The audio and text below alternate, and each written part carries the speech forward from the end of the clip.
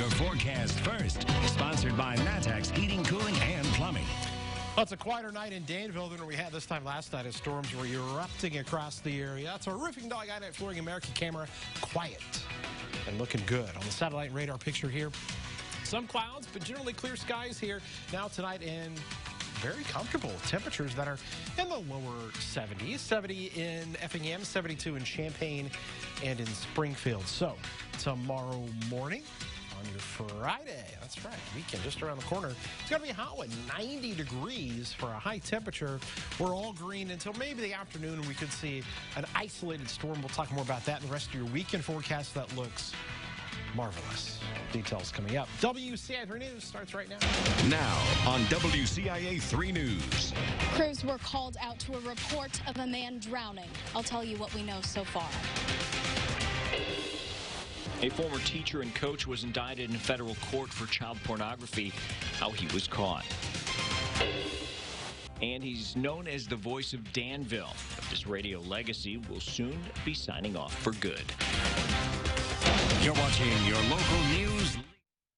This is WCIA 3 News at 10. The body of a man was found in a pond on private property south of Allerton. Good evening, I'm Paul Cicchini. Crews were called just after 6:30 to a home on 100 North County Road just east of Broadlands. They say the 44-year-old man drowned. That's where we find WCIA 3's Jennifer Jensen tonight. So Jennifer, what else can you tell us? Paul, first responders told us that they got a call from the people living on the property that the man was swimming in the pond and struggling to stay afloat in the water. The property owner told us that the man who drowned is a friend of the caretaker who takes care of this area.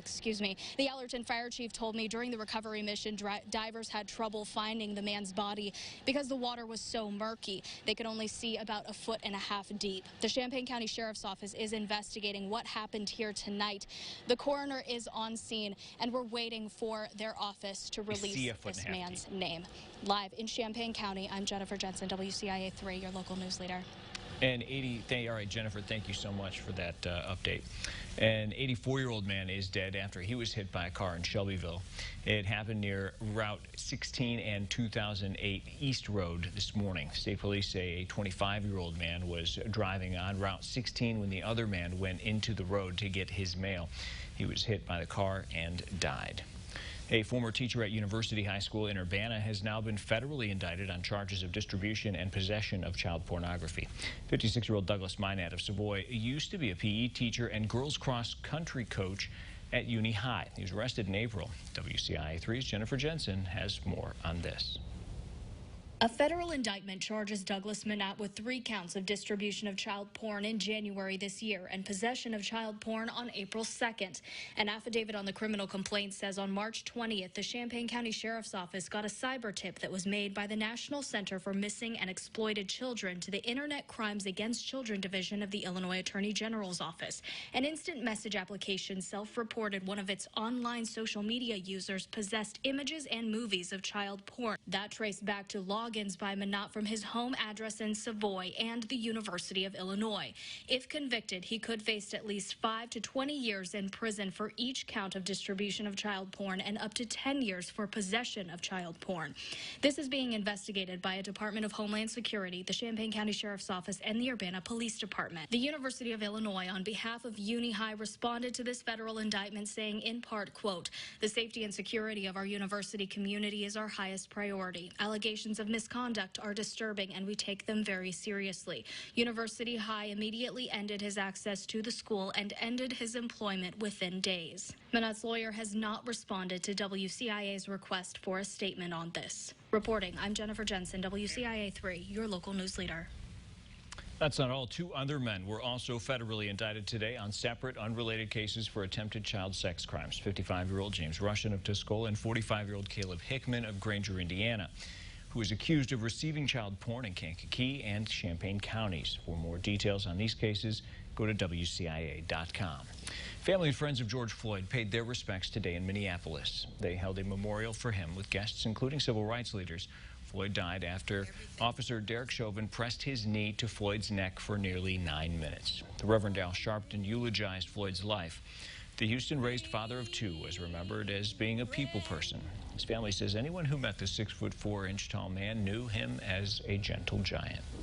Bail's been set for 3 of the 4 former police officers facing charges in Floyd's death. The $750,000 apiece bail comes after they made their first appearances in court today. All 3 are charged with aiding and abetting second-degree murder and manslaughter. 2 of the 3 officers had been on the job for fewer than 5 days before being fired the day after Floyd died. Chauvin, who's accused of second-degree murder and second-degree manslaughter, was their training officer. We have more information on the officers and the criminal complaints against them at WCIA.com.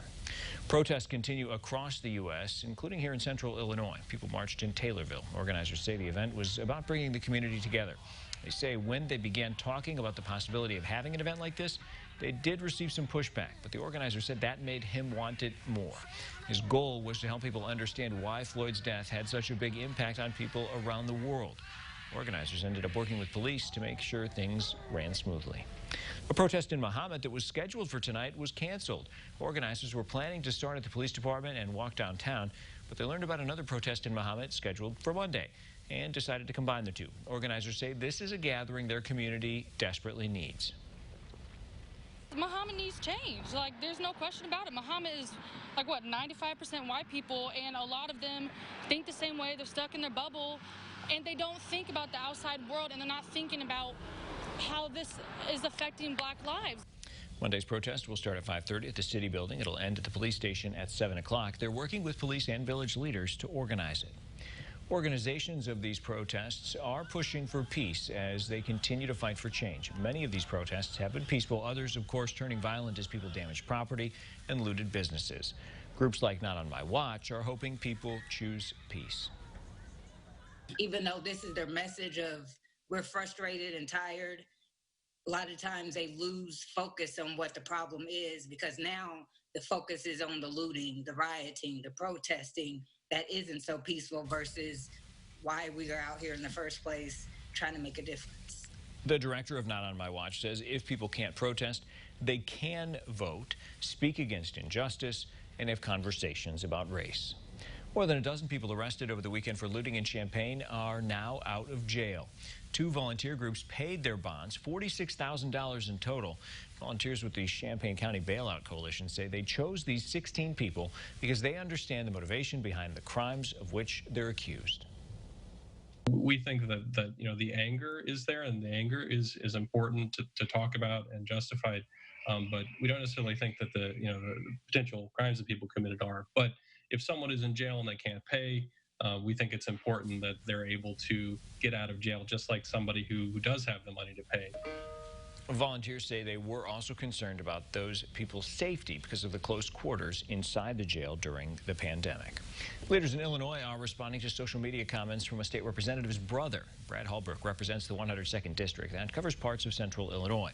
In a post apparently referring to looters, someone wrote, "Baiting is illegal in Illinois," to which Hallbrook's brother Brian responded, quote, "That's why you can't hunt them in a watermelon patch either."